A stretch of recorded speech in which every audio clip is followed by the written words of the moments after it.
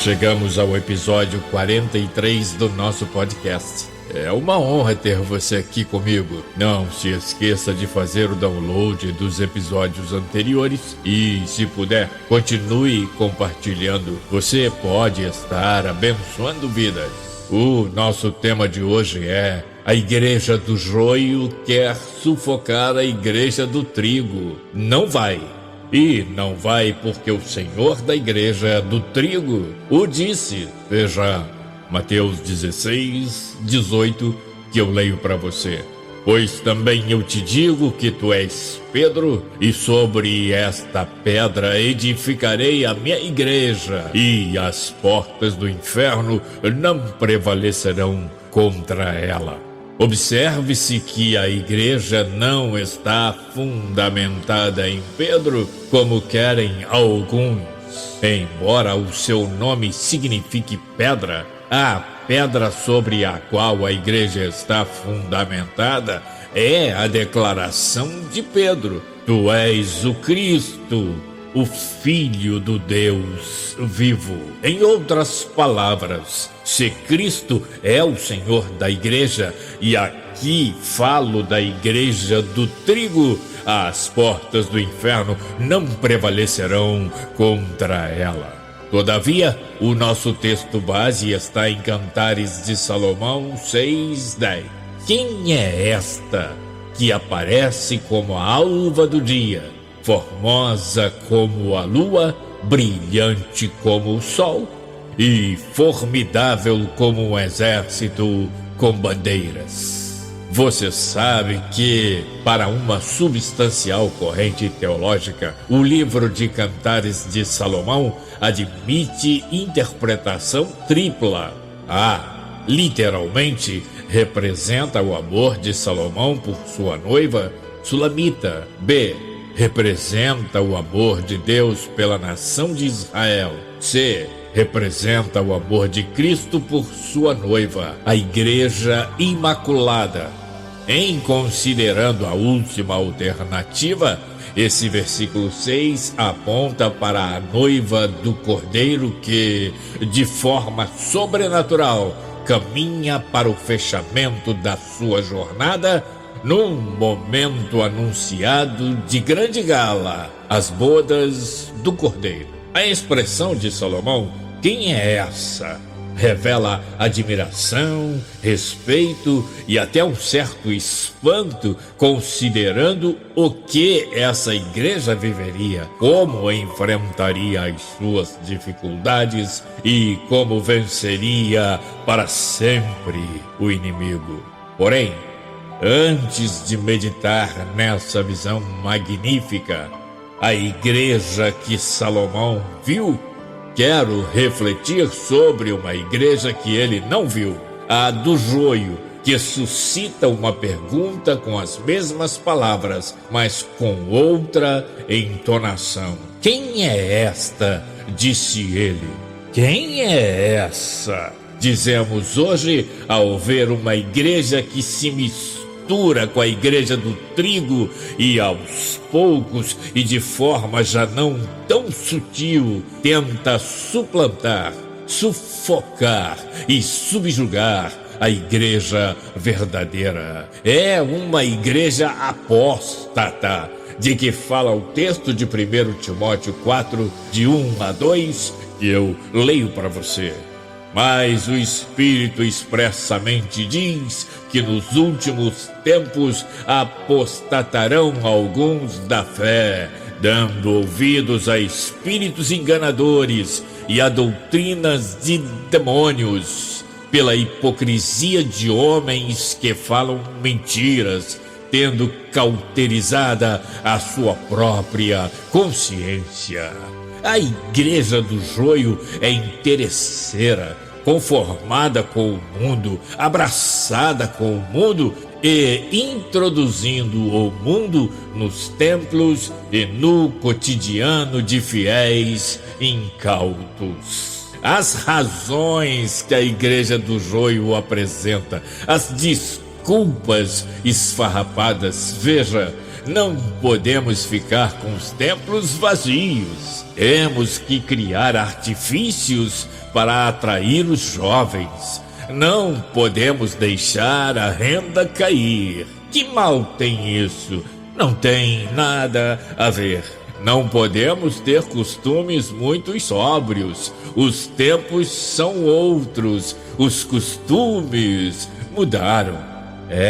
Há textos que são, agora sim, sutilmente ignorados pela Igreja do Joio. Veja o Salmo 1, versículos 1 e 2. Bem-aventurado o varão que não anda segundo o conselho dos ímpios, nem se detém no caminho dos pecadores, nem se assenta na roda dos escarnecedores. Antes tem o seu prazer na lei do Senhor, e na sua lei medita de dia e de noite.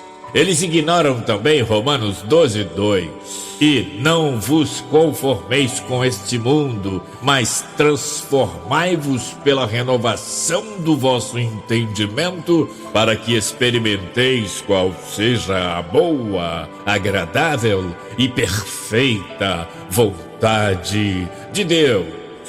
Ignoram também Romanos 8:5 até o verso 8. Porque os que são segundo a carne inclinam-se para as coisas da carne, mas os que são segundo o Espírito para as coisas do Espírito. Porque a inclinação da carne é morte, mas a inclinação do Espírito é vida e paz. Porquanto a inclinação da carne é inimizade contra Deus, pois não é sujeita à lei de Deus, nem em verdade o pode ser. Portanto, os que estão na carne não podem agradar a Deus. Meu tópico primeiro: quem é essa Igreja do Joio? O que fazer? É uma igreja que emerge do texto de 2 Timóteo 3, de 1 a 5. É o retrato dessa igreja, esse texto. Veja: sabe, porém, isto, que nos últimos dias sobrevirão tempos trabalhosos, porque haverá homens amantes de si mesmos, avarentos, presunçosos, soberbos, blasfemos, desobedientes a pais e mães, ingratos, profanos, sem afeto natural, irreconciliáveis, caluniadores, incontinentes, cruéis, sem amor para com os bons, traidores, obstinados, orgulhosos, mais amigos dos deleites do que amigos de Deus, tendo aparência de piedade. Eu vou repetir: tendo aparência de piedade, mas negando a eficácia dela. O que fazer? Diz a Bíblia: destes, afasta-te. Estão em toda parte, em muitas igrejas, em muitos templos, em alguns púlpitos. São os famosos inimigos da cruz de Cristo. Ignoram a simplicidade do Senhor, do seu evangelho e da sua igreja. É necessário que o joio esteja no meio do trigo, mas o seu destino é mortal. Mateus 13, 24 até o versículo 30, eu leio para você. Propôs-lhes outra parábola, dizendo: o reino dos céus é semelhante ao homem que semeia boa semente no seu campo, mas, dormindo os homens, veio o seu inimigo e semeou o joio no meio do trigo e retirou-se. E quando a erva cresceu e frutificou, apareceu também o joio. E os servos do pai de família, indo ter com ele, disseram-lhe: Senhor, não semeaste tu no teu tempo boa semente?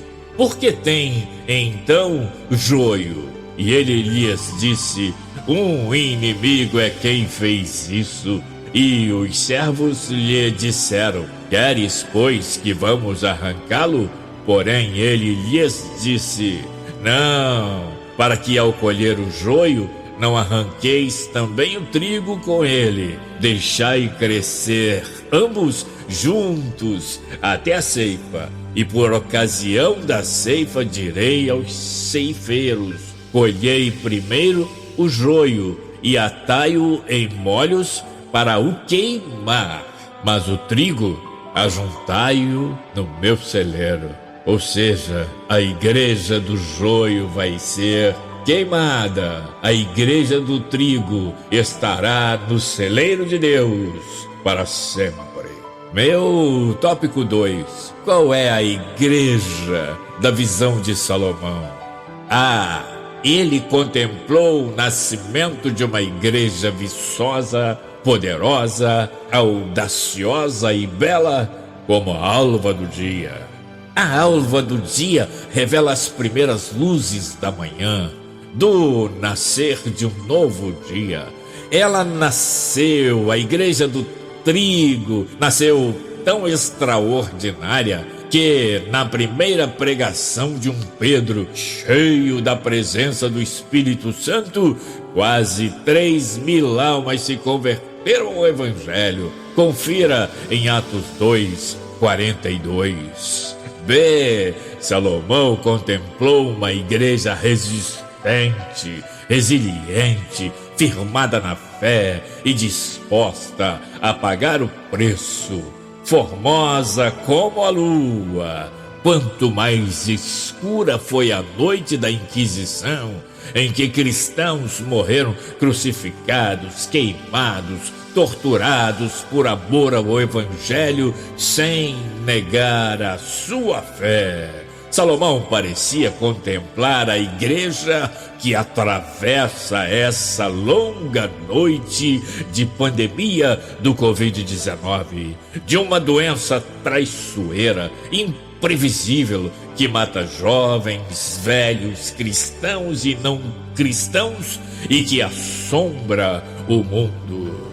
Não tenham dúvidas, a igreja do trigo surgirá viçosa, brilhante e poderosa depois desta noite de pandemia que já se aproxima do segundo ano. Um extraordinário avivamento se avizinha. A igreja do trigo explodirá em fidelidade, em adoração, em oração e constrangerá mais uma vez a igreja do joio. Salomão contemplou a igreja do trigo, formidável como um exército com bandeiras.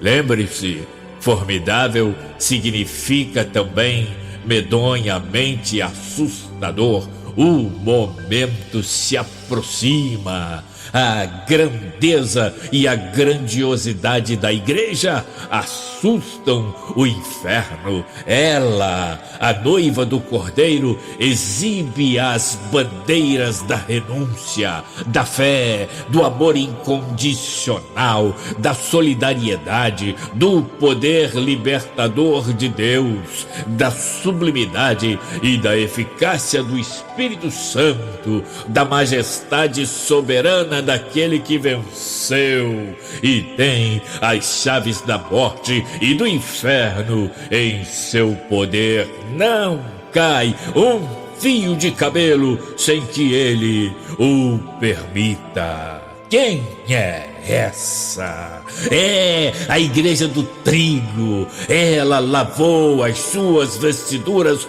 no sangue do Cordeiro. Ela vai cantar de forma singular e com autoridade o hino da vitória. Ela vai andar em ruas de ouro, vai reinar com o Rei dos Reis, vai estar onde ele estiver, porque é a noiva dele é a esposa que já se aprontou e, pela fé, já pode ouvir o sonido das trombetas. Maranata, o noivo vem aí.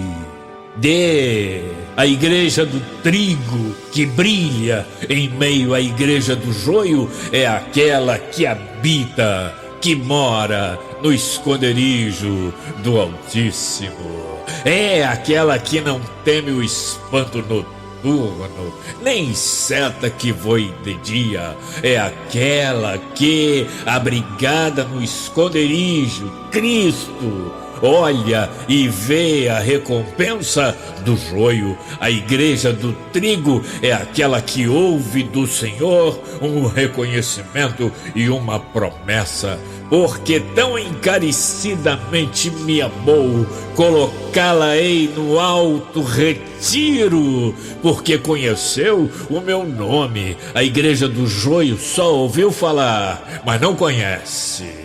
Amar encarecidamente é pagar o preço caro da renúncia e seguir a Cristo de forma incondicional. E o Senhor da igreja do trigo termina o texto do Salmo 91 dizendo: dar-lhe-ei abundância de dias, ou seja, a eternidade, e lhe mostrarei a minha salvação, ou seja, Jesus. Veja a confirmação dessa promessa em 1 João 3:2. Amados, agora somos filhos de Deus e ainda não é manifesto o que havemos de ser, mas sabemos que quando Ele se manifestar, seremos semelhantes a Ele, porque assim como é, o veremos. A igreja do trigo vai contemplar o seu Senhor na beleza da sua santidade. Meu tópico 3. Como saber se estamos na igreja do trigo? Sendo amigo de Jesus. Ele mesmo dá uma receita completa. João 15, versos 14 ao 17. Vós sereis meus amigos se fizerdes o que eu vos mando. Já vos não chamarei servos, porque o servo não sabe o que faz o seu senhor. Mas tenho-vos chamado amigos, porque tudo quanto ouvi de meu Pai vos tenho feito conhecer. Não me escolhestes vós a mim, mas eu vos escolhi a vós, e vos nomeei para que vades e deis fruto, e o vosso fruto permaneça, a fim de que tudo quanto em meu nome pedirdes ao Pai, Ele vos conceda. Isto vos mando, que vos ameis uns aos outros. Note que Jesus começa dizendo: sereis meus amigos se fizerdes o que eu vos mando, verso 14, e termina dizendo o que é que ele manda, verso 17. Isto vos mando, que vos ameis uns aos outros. E você lembra que se cumprirmos os 2 primeiros mandamentos, amar a Deus sobre todas as coisas e ao próximo como a ti mesmo, estaremos cumprindo toda a lei. Confira em Mateus 22, de 37 a 40. Sabemos que somos da igreja do trigo quando estamos sendo íntimos do Espírito Santo. Romanos 8, 16 a 18, que eu leio para você. O mesmo Espírito testifica com o nosso espírito que somos filhos de Deus, ou seja, da igreja do trigo. E se nós somos filhos, logo herdeiros também, herdeiros de Deus e co-herdeiros de Cristo, se é certo que com Ele padecemos, para que também com Ele sejamos glorificados. porque para mim tenho por certo que as aflições deste tempo presente não são para comparar com a glória que em nós há de ser revelada. Se sabemos que somos da Igreja de Cristo quando estamos sendo verdadeiros conosco. Veja, quando erramos e buscamos aliados para o nosso erro, não estamos sendo verdadeiros conosco. Uma forma clássica de perceber isso é quando usamos expressões assim: será que eu estou errado? Eu acho que não. E você, não acha que eu estou certo? Todo mundo está fazendo, né? A Igreja do Joio usa chavões. Eu vou repetir, não tem nada a ver. Isso é coisa de velho. A igreja tem que se modernizar e outros chavões. Eu repito, Deus não mudou e a sua palavra permanece para sempre. A Igreja do Joio está prestes a sofrer as dores advindas da ira de Deus. Está a um passo do constrangimento e do sorriso amarelo. Está sob a iminência do cumprimento das palavras do próprio Cristo. Mateus 13:30. Deixai crescer ambos juntos até a ceifa, e por ocasião da ceifa direi aos ceifeiros: colhei primeiro o joio e atai-o em molhos para o queimar, mas o trigo ajuntai-o no meu celeiro. E olha, o celeiro do Senhor é eterno. Pensa nisso e ponha a Igreja do Joio no seu exato lugar, debaixo do poder e da ordenança de Deus e sob a influência transformadora da Igreja do trigo, lavada e remida no sangue do Cordeiro. Obrigado por estar aqui comigo. Deus te abençoe sempre e te faça repousar em segurança. Até o próximo episódio, na semana que vem, se Deus quiser.